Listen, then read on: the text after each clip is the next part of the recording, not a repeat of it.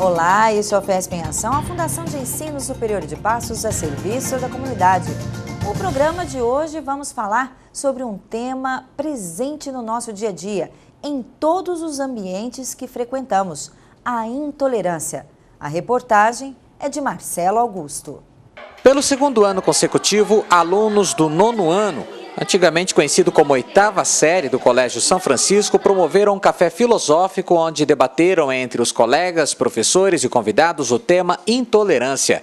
Para uma das professoras convidadas, o trânsito é um local onde a intolerância pode ser observada a todo instante. Na verdade, as pessoas que ficam estressadas no trânsito ou em qualquer lugar onde há muitas pessoas, elas já são estressadas naturalmente. Elas só usam o trânsito como válvula de escape. Eu já convivi com pessoas estressadas no trânsito, que eram estressadas na vida e descarregavam toda a raiva no trânsito. Eu acho que o carro dava um super poder. Tipo, eu estou no carro, então eu posso fazer o que eu quero, eu posso xingar, eu posso parar, discutir. Mas eu acho que tem a ver. Eu acho que o estresse fora do trânsito, do trabalho, do dia a dia, ele é descarregado aí. Eu acho que é uma tendência. O tema intolerância no trânsito passa por uma série de fatores, dentre eles o estilo e a altura da música que está sendo tocada no carro enquanto o motorista dirige. A gente é movida pelo emocional. Nós somos pura emoção. E a música, ela vai lidar com parte do nosso cérebro onde está instaladas as emoções. Então, por isso que realmente ela influi. Quando nós estamos no estado de repouso, de sono, nós estamos calmos, nós estamos desacelerados. Então, é por isso que a gente, nesse momento, a gente escuta uma música suave, porque dá prazer. Quando nós estamos, o contrário, cheio de muita adrenalina, muita energia, nós queremos essa música agitada. Só que ela, no trânsito, pode ter consequências. Então, por isso que no trânsito, o que é o ideal? Uma música calma, suave, porque é assim que nós precisamos ser como condutores. Outro tema polêmico levantado pelos alunos foi a intolerância religiosa. Para o professor de filosofia, aqueles que não aceitam discutir e debater o assunto dão uma prova de intolerância. Religião, política e futebol não se discutem. Isso é do senso comum, porque filosoficamente nós dizemos que se discute sim essas três coisas. Pode-se não chegar num consenso de instante, mas a discussão é válida. Será que as que menos tentam falar são as que menos toleram? Maior parte das pessoas, sim. Por quê? Elas evitam a discussão, então evitam chegar a uma ideia melhor, a uma concepção melhor.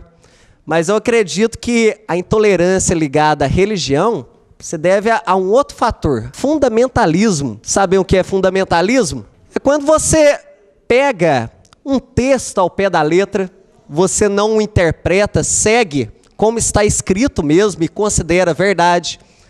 Quando você pega uma doutrina e a considera absoluta, como a única verdadeira. Fundamentalismo está em todas as religiões.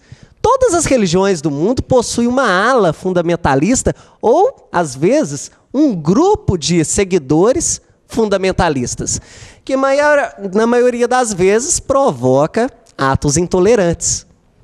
Quando, por exemplo, um cardeal da igreja diz o seguinte: a igreja tal é a única portadora da salvação. Ele está menosprezando as demais religiões. Ele está seguindo apenas a sua doutrina, considerando somente a sua crença como válida. Agora, como que tudo isso poderia ser solucionado ou melhorado? É justamente o contrário, é discutir e não ficar omisso, no silêncio. É a discussão que vai levar a um diálogo religioso, a um ecumenismo e até mesmo a tolerância religiosa. Dentre as perguntas elaboradas pelos estudantes, um tema em especial chamou a atenção. Os jovens reconhecem todo o empenho e esforço dos pais para lhes proporcionarem as melhores escolas e uma boa condição de vida. Porém, os jovens reclamam da ausência dos pais em casa. A melhor maneira de você ficar bem com isso é sentar e conversar. Nada melhor do que uma boa conversa, você senta com ele e fala, olha, pai, sinto falta de conversar com você, você está me dando pouca atenção, como que a gente pode suprir isso? Então, como eu vivi isso, a melhor maneira é conversando. Depois que eu até passei a conviver mais, conversar mais com meus pais, eu fiquei até uma pessoa até melhor no convívio com meus colegas de escola e os colegas de clube, de passeio. Então, acho que é por aí. É conversar bastante, explicar e expor seus pensamentos. E assim vocês vão chegar num consenso e vai com certeza melhorar até o convívio. No próximo bloco, o que dizer das músicas e programas de TV de hoje em dia? Será que essas músicas e programas não passam mensagens de intolerância?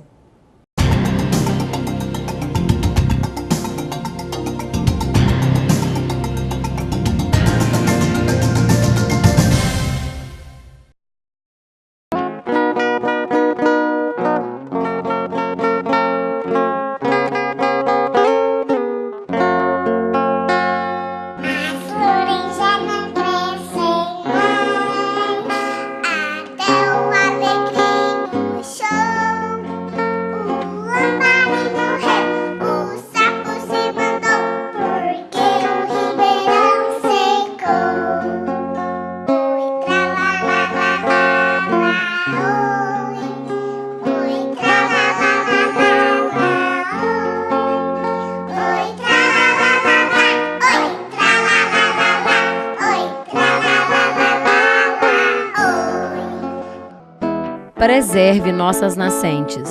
A água é nossa maior riqueza.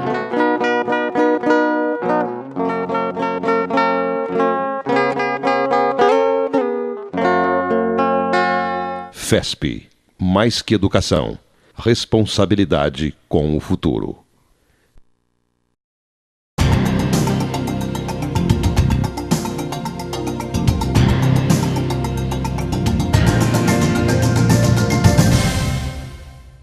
Este é o FESP em Ação, a Fundação de Ensino Superior de Passos a serviço da comunidade.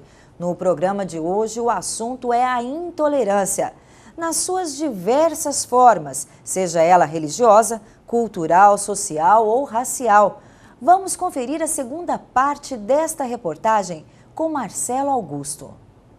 Durante o Café Filosófico, cujo tema deste ano foi a intolerância, alunos do 9º ano do Colégio São Francisco indagaram os professores sobre a qualidade das músicas com letras consideradas vazias pelos alunos. Para os professores, os estudantes não podem aceitar qualquer coisa que a mídia considera sucesso como algo a ser seguido. Músicas cujas letras fazem críticas sociais, eu acho que nós precisávamos mais era resgatá-las, né? Porque nós vivemos num vazio musical com relação às letras.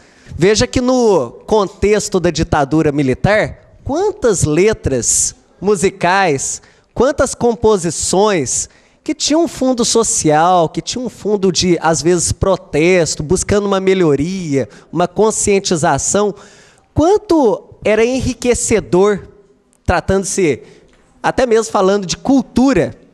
Agora hoje, com relação às músicas que não falam nada em si, nós temos vários exemplos, né? São as que mais fazem sucesso, porque hoje parece que vão mais somente pelo ritmo, pelo som, pela melodia, e não pela letra. Essas eu acredito que nada enriquecem, nada contribuem. Se contribuem para um vazio mesmo. No final do Café Filosófico, a professora de Artes e Filosofia comemorou o resultado, considerando que os alunos participando de atividades como estas são levados a refletir sobre temas da atualidade. São alunos que têm uma mentalidade que, dentro do lado filosófico, corresponde, justamente porque eles estão assim numa fase que querem investigar, querem discutir tudo aquilo que está dentro deles e que incomoda. E a própria intolerância incomoda eles. Para o professor Gilberto, que também leciona na FESP, o evento é importante para observar mais de perto como os alunos estão sendo bombardeados de informações. Para ele, um dos exemplos de intolerância mais nítido entre os adolescentes é o bullying. Agora que o pessoal descobriu que isso aí tem consequências sérias, né? O problema é o professor deixar correr frouxo. Eu acho que quando focaliza demais em determinado aluno, você tem que tentar desviar isso para que isso não aconteça mais, né? E realmente dá problema, dá. Durante esse tempo todo eu tive alunos, quando era diretor da faculdade, que suicidaram. Então eu acho que o bullying, eu acho que é mais uma válvula de escape para alguns, que acabavam utilizando o outro como pato, como cordeiro, ou como boi de piranha, como usa aqui no interior, né? Como boi de piranha, do que propriamente como uma perseguição. Só que de tanto isso acontecer, está trazendo consequências. Acho que a escola tem que orientar, dizendo que está acontecendo isso em sala, os amigos, vizinhos, né, e ajudar, todo mundo a ajudar. Para a aluna Samanta Monteiro, o evento valeu a pena, pois ela pôde ouvir outras opiniões e ângulos de vista diferentes sobre vários assuntos onde a intolerância dificulta o relacionamento. Para mim, o que eu tiro de mais proveitoso daqui foi o conhecimento, que nesse dia a gente teve muito. Ficamos sabendo de muita coisa, então, para mim, o mais importante do Café Filosófico foi o conhecimento. Já a diretora do colégio classifica que eventos como esse devem ser incentivados em outras escolas, pois é só através da educação que poderemos formar cidadãos melhores amanhã. Eles defendem muito a igualdade na sala de aula, então acho que surgiu daí, da vivência de sala de aula, querendo a igualdade para todos, em tratamento entre eles mesmos, relacionamento de colegas. E esse café, esse debate, trouxe isso para a gente refletir um pouquinho, né? Que a gente tem que ser tolerante com muitas coisas, com o dia a dia, com uma fila no banco, uma fila de carro, porque a gente pensa que a gente está ali, o direito é só da gente, né? Só meu direito, a gente não vê o outro. E o mundo está aí com a igualdade para todo mundo de direitos, né? No próximo bloco, uma conversa com a psicopedagoga e professora Geucira Silveira, falando mais sobre o assunto intolerância.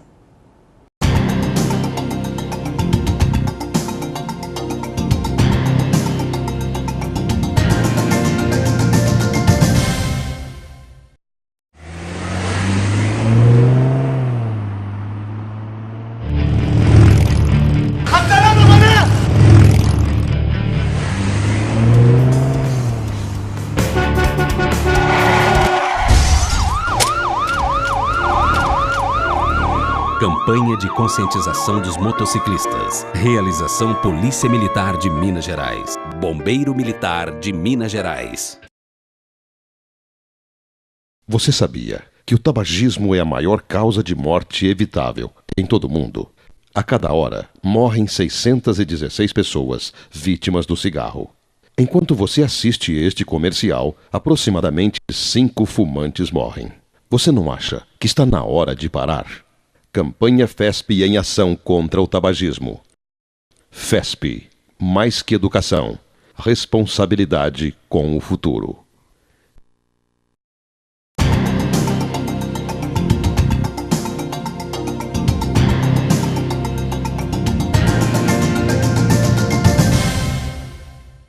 De volta com o FESP em ação e o assunto de hoje é intolerância. Para falar mais sobre o assunto, a professora e também psicopedagoga Geucira Augusta Ribeiro da Silveira. Geucira, é um prazer tê-la aqui conosco. Muito obrigada, o prazer é todo meu. Geucira, quais os tipos de intolerância que existem? Olha, nós temos vários tipos de intolerância, a gente sempre está lidando com isso, né? Principalmente nós que mexemos com a escola, né? E trabalhamos em trabalhos sociais. Então, o primeiro tipo de intolerância é a falta de educação, né?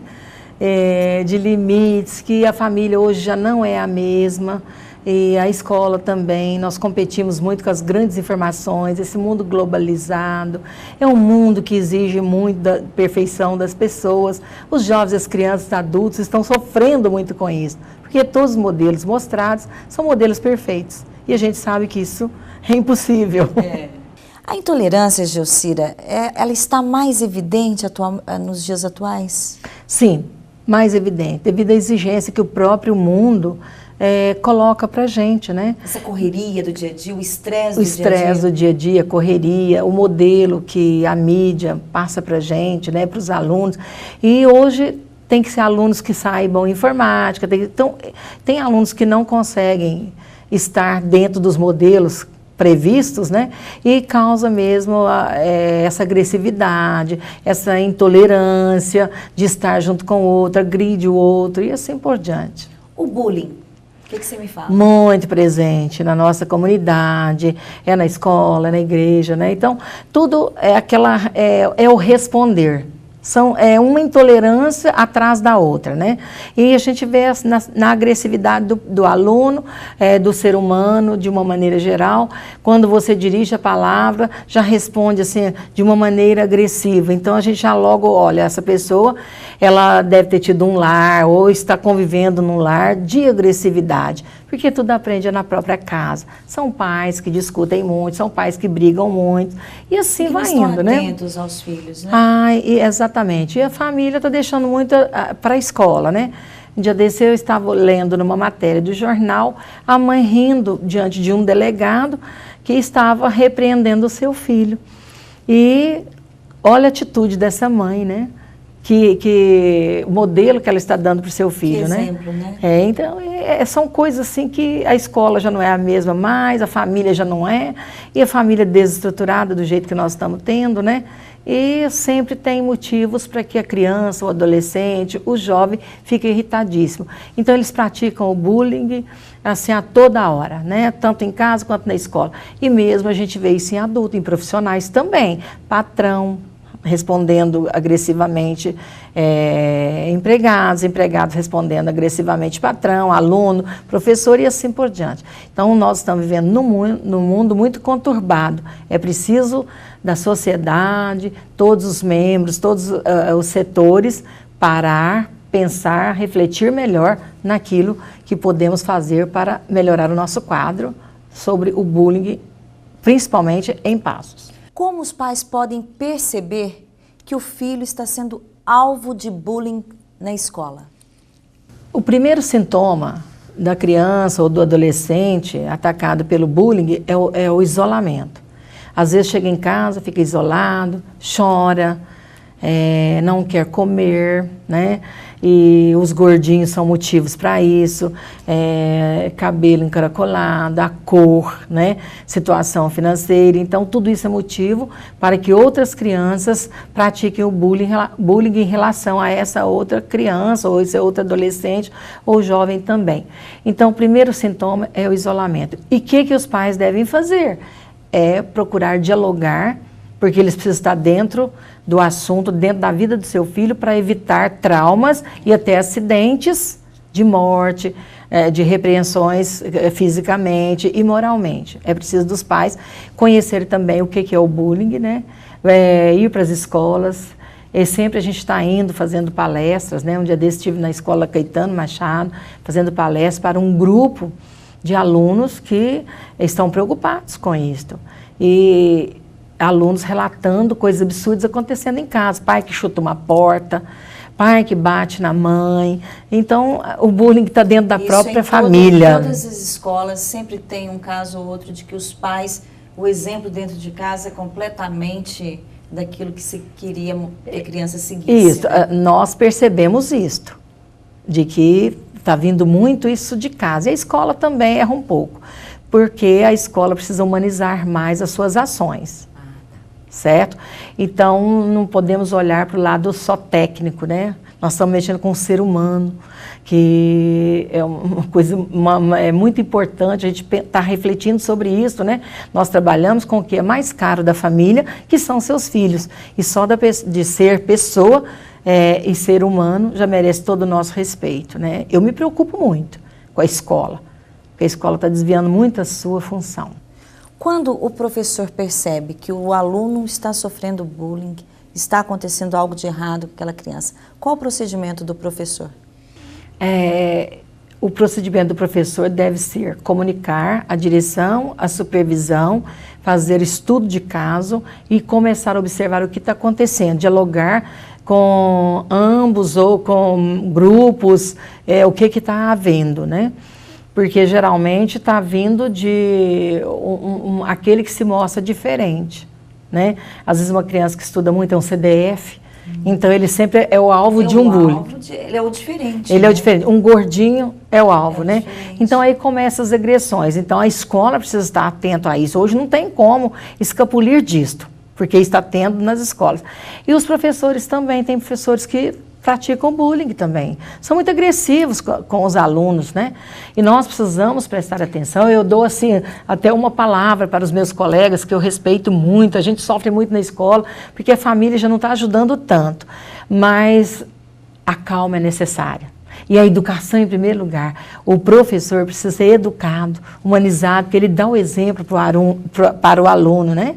Então, por exemplo, o professor jogar um caderno, jogar um giz, como a gente tem escutado muito isso, joga um giz, atira o apagador no aluno.